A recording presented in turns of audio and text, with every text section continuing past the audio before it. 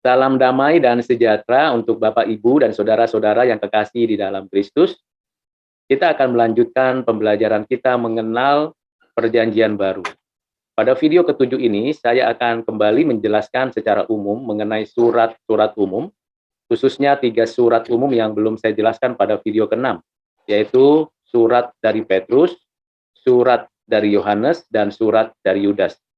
Ada 2 surat yang ditulis oleh Rasul Petrus kepada orang-orang pendatang yang ada di Pontus, Galatia, Kapodokia, Asia Kecil, dan Bitinia.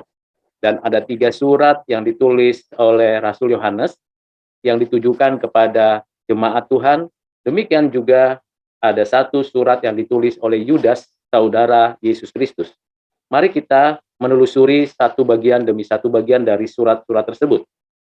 Surat Petrus yang pertama terbagi atas 5 pasal, surat Petrus yang kedua terbagi atas 3 pasal, surat Yohanes yang pertama terbagi atas 5 pasal, surat Yohanes yang kedua terbagi atas 1 pasal, dan surat Yohanes yang ketiga 1 pasal, demikian juga surat Yudas 1 pasal. Mari kita telusuri kedalamannya secara umum. Surat Petrus yang pertama menggambarkan tentang kehidupan orang percaya dan status orang percaya sebagai orang pilihan yang dikuduskan, dibenarkan oleh Allah di dalam Kristus, yang di dalamnya ada pengharapan, iman, dan kasih.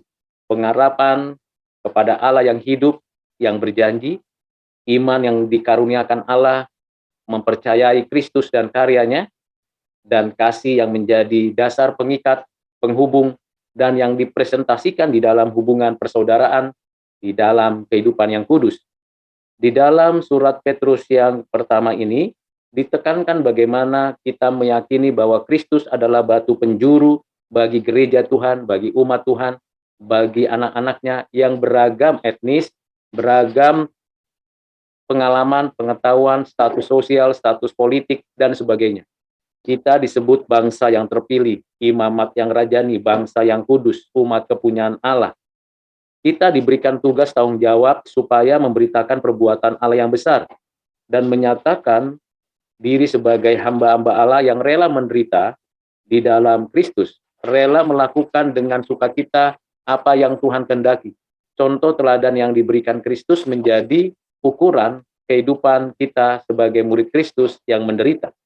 Dan juga menjadi standar di mana kita dapat menjadi pasangan suami istri yang takut akan Tuhan, hidup penuh dengan cinta kasih dan kedamaian. Di tengah-tengah kesulitan yang ada di bumi ini, dalam melakukan pekerjaan Tuhan, dalam melaksanakan mandat Tuhan, maka kita punya kesabaran, kerelaan dari Tuhan, supaya memang Kristus yang terutama di dalam hidup kita masing-masing. Dan di sanalah kita menunjukkan bahwa memang kita orang Kristen yang berbagi kasih, di dalam kekudusan dan kesucian. Kita tidak malu bersaksi kepada dunia bahwa kita adalah orang Kristen yang sekalipun dalam saat seperti itu kita bisa mengalami penderitaan, dianiaya, dibully, diejek, dihina, dilecehkan, tetapi tetap kasih Kristus itu menjadi fondasi untuk kita melakukan kehidupan pelayanan kita. Selain itu, kita diberikan kesempatan dan juga privilege untuk menggembalakan sesama kita, menggembalakan domba-domba Allah yang mungkin tersesat, yang masih ada di tempat-tempat yang jauh, yang masih ada di jurang-jurang kegelapan. Kitalah yang menjadi hamba Kristus yang mau menjadi gembala-gembala bagi mereka seperti yang dianugerahkan Tuhan, dinyatakan Tuhan kepada Petrus. Tentunya kita harus bersyukur dan menyerahkan semua kekhawatiran apapun yang mungkin kita sedang hadapi ketika menggembalakan, hidup dalam kasih, menyaksikan Kristus. Kita tetap berserah kepada Tuhan yang empunya kehidupan kita. Pada surat Petrus yang kedua, lebih menekankan lagi tentang panggilan dan pilihan Allah, di mana jelas sekali bahwa kita tahu bahwa akan kita tinggalkan dunia ini, dan kita sedang menuju kepada hidup yang berbahagia untuk selamanya. Kita sadar bahwa tubuh kita ini lemah, dan tubuh kita ini akan kita tinggalkan di bumi yang fana ini. Kita akan mengenakan tubuh yang mulia nantinya. Dengan orientasi yang baik dan benar ini, kita bersemangat untuk menjadi saksi Kristus. Kita tahu bahwa semuanya itu diarahkan kepada kemuliaan Kristus. Yang terutama ialah bagaimana kita mengerti firman Tuhan itu yang sesungguhnya. Firman Tuhan yang kita baca, kita mengerti oleh Roh Kudus, kita diberikan pencerahan. Bukan karena kita pandai dan kita cerdas sehingga kita sesuka hati menafsir dari firman ini, kita harus bersandar bergantung kepada pimpinan Roh Kudus, dan tentunya Roh Kudus akan memimpin kita mengerti firman dari setiap kitab-kitab yang ada. Karena itu, ketika ada nabi-nabi palsu dan guru-guru palsu yang mengajarkan ajaran yang berbeda dengan ajaran dari Perjanjian Lama maupun Perjanjian Baru, yang mengajarkan tradisi, keinginan, filsafat dunia, bahkan menunjukkan tabiat karakter yang buruk dan jelek itu, mari kita tinggalkan dan kita harus waspada karena memang ada banyak orang-orang jahat yang menghujat Tuhan dengan cara-caranya sendiri. Terlebih lagi kalau kita memperhatikan dalam konteks kekinian. Kita harus berhati-hati dalam pergaulan, kita harus berhati-hati terhadap semua ucapan manusia yang tidak berdasarkan kebenaran firman Tuhan secara utuh. Guru-guru palsu itu benar-benar seperti mata air yang kering, tidak memiliki cinta kasih dan hanya pandai berkata-kata, menata kata tapi tidak menata perbuatan. Dan akhirnya Rasul Petrus mengingatkan kita akan kedatangan Tuhan yang kembali dinyatakannya. Tuhan akan datang kembali dan menggenapkan seluruh secara sempurna apa yang sudah dinyatakan pada kedatangannya yang pertama. Kiranya apa yang kita pelajari dari surat Petrus yang pertama dan kedua itu memperlengkapi kita mengerti akan jati diri kita di hadapan Tuhan. Kita akan melanjutkan pembahasan ini dalam membaca surat Yohanes yang pertama, yang kedua, dan yang ketiga. Dalam surat Yohanes yang pertama, ditegaskan dan dijelaskan lagi tentang siapakah Yesus Kristus, firman yang hidup, firman yang berinkarnasi, firman yang menyatakan dirinya, bahwa ia adalah terang itu, dan Allah adalah terang, ia adalah terang itu. Ia menyatakan terang itu kepada kita dan kita mendapatkan hidup yang baru, bersekutu dengan Allah di dalam terang itu, dan kita mengalami kesucian. Selanjutnya di dalam surat Yohanes yang pertama ini dipertegas juga Kristus sebagai pengantara satu-satunya. Tidak ada pengantara lain, nabi Perjanjian Lama atau rasul Perjanjian Baru atau bapak-bapak gereja atau Maria sekalipun bukanlah pengantara. Satu-satunya pengantara yang dinyatakan oleh Tuhan kepada kita adalah Yesus Kristus. Karena itu, Bapak, Ibu, dan Saudara, kalau berdoa, kalau meminta kepada Bapa, kalau bersandar kepada kuasa Roh Kudus, harus tahu pengantaranya hanya ada satu, yaitu Tuhan Yesus Kristus. Dengan pengantara itu kita belajar menaati, mengasihi Tuhan dan sesama. Bagian dari tanggung jawab kita sebagai orang percaya. Namun kita tahu bahwa ketika kita mengasihi Tuhan, maka kita harus punya satu sikap untuk menyatakan penolakan terhadap keinginan daging, keinginan mata, maupun kangkuhan hidup. Kita harus menyadari itu. Karena memang antikristus, orang-orang jahat, orang-orang yang membenci Yesus, itu akan mengajak kita untuk hidup dalam keinginan daging, keinginan mata, dan keangkuhan hidup. Namun karena kita adalah anak-anak Allah, kita harus bergantung dan bersekutu dengan Allah di dalam Kristus, dan kita mendapatkan kasih-Nya dengan mengenal Dia, melalui jalan membaca firman, bersyafaat, memuji Tuhan, bersaksi, dan berkarya dengan sungguh-sungguh. Kasih itu betul-betul nyata di dalam kehidupan kita, dan kasih itu harus diwujudkan di dalam kehidupan kita. Sehingga keyakinan kita adalah keyakinan yang betul-betul keyakinan yang bermanfaat dan berguna bagi kemuliaan Allah. Nah, bagaimana kita bisa memahami bagian-bagian tersebut? Mengenal Yesus Kristus adalah firman, adalah terang itu sendiri, adalah pengantara satu-satunya, maka Roh Allah yang mengajarkan kita. Roh Allah yang memberikan penjelasan di dalam hati kita dan dalam membaca firman. Dan hati-hati dengan roh antikristus. Antikristus melalui kepercayaan, filsafat, keagamaan yang di luar Alkitab selalu mencoba mencari kesempatan meruntuhkan iman kita.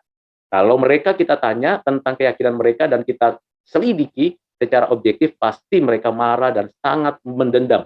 Tetapi kalau kita terbuka, diselidiki, dan kita harus hati-hati bahwa pengajaran mereka adalah antikristus, bahwa pengertian mereka adalah antikristus, keagamaan dan kitab suci mereka adalah antikristus. Beda dengan Alkitab kita. Kita adalah benar-benar dari Allah. Roh Allah yang harus kita perhatikan adalah firman-Nya. Dan kita mengerti semuanya itu, maka kita harus lakukan dengan cinta kasih. Lagi-lagi kasih agape, kasih yang dari Allah harus memenuhi hati kita ketika kita berhadapan dengan antikris itu. Dan kita meyakini Dengan kasih agape itu kita membawa damai sejahtera. Kita bisa mengalahkan dunia dengan iman yang dikaruniakan Allah dan kesaksian-kesaksian yang dinyatakan oleh anak Allah di dalam hidup kita. Kita bersyukur karena pengetahuan kita akan hidup kekal betul-betul kita nyatakan dalam keseharian kita. Bapak Ibu Saudara yang kasih dalam Kristus, pada surat Yohanes yang kedua dijelaskan bagaimana kita betul-betul kembali lagi Rasul Yohanes ini menegaskan tentang pentingnya ajaran Kristus, pentingnya dogma dan doktrin, pentingnya pemikiran teologi, pentingnya pengajaran-pengajaran Kristus menjadi fondasi, dasar, struktur, arah dari kehidupan keseharian kita. Kalau ajaran itu sudah keliru dan pengajar-pengajar itu sudah menyesatkan, tinggalkan saja dan kita kembali seperti apa yang diajarkan oleh Tuhan. Tentu ketika kita kembali, kita ditarik kepada kasih-Nya. Kasih-Nya mengajak kita untuk kembali kepada firman dan hati-hati terhadap nabi-nabi palsu, antikris-antikris yang selalu mencari kesempatan. Bisa bertopeng agama seperti kita, bisa menyamar seperti domba, tetapi mereka itu serigala yang ganas, yang kapan waktu kita lengah akan dianiaya dan dirusak. Memang keselamatan kita tidak akan hilang karena kasih dan anugerah Tuhan itu kekal dalam hidup kita, namun kita akan mengalami kesulitan kalau kita tetap tidak setia kepada Tuhan. Karena itu, Bapak Ibu Saudara, pastikan bahwa kita bukan di dalam ajakan antikristus itu. Surat Yohanes yang ketiga ini membicarakan bagaimana sesungguhnya kita harus saling mengasihi, saling menolong satu dengan yang lain, menghadapi kesulitan, menghadapi tantangan, menghadapi ancaman. Karena memang banyak orang yang melakukan kejahatan, maka kita harus bersama-sama bergandengan tangan, bermitra, berkolaborasi untuk melakukan perbuatan-perbuatan baik di dalam kasih yang benar, di dalam kebenaran yang penuh cinta kasih. Ini harus saling mengasihi dan kita adalah saudara di dalam Kristus. 3 surat dari Yohanes yang ditujukan kepada jemaat secara umum, memberikan kepada kita suatu penghiburan dan kekuatan karena ada kemantapan, kematangan pengertian, dan sekaligus fondasi yang kuat, dan sekaligus peringatan, dan juga dorongan untuk saling menguatkan. Surat umum yang terakhir adalah surat Yudas. Surat Yudas, sama seperti surat Petrus atau surat Yohanes, kembali mengingatkan adanya guru-guru palsu. Kali ini Yudas mendorong kita untuk mengerti bahwa guru-guru palsu itu pada akhirnya akan dihukum, baik sekarang maupun nanti. Terutama nanti guru-guru palsu itu atau nabi-nabi palsu itu akan bersama-sama dengan setan, roh jahat, kuasa gelap, dihukum di api neraka untuk selama-lamanya. Kita tetap harus waspada. Tidak ada konsep taken for granted, artinya ya sudah kita pasti diselamatkan. Betul, tetapi janganlah kita membiarkan kejahatan itu di depan mata kita. Kita harus melawan segala tipu daya iblis dengan penuh cinta kasih dan kebenaran, dan kita harus menolak segala ajakan daripada guru-guru palsu itu dengan saling menasihati supaya iman kita teguh dan kuat. Kiranya dengan pemahaman dan penjelasan umum dari surat-surat umum yang sudah saya jelaskan pada video ke-6 dan ke-7 ini, menolong, mendorong, mengarahkan Bapak Ibu Saudara untuk semakin tekun membaca firman, untuk semakin tekun mempelajari kebenaran Tuhan, dan berkarya bagi kemuliaan Tuhan Allah. Tuhan Yesus memberkati kita. Amin.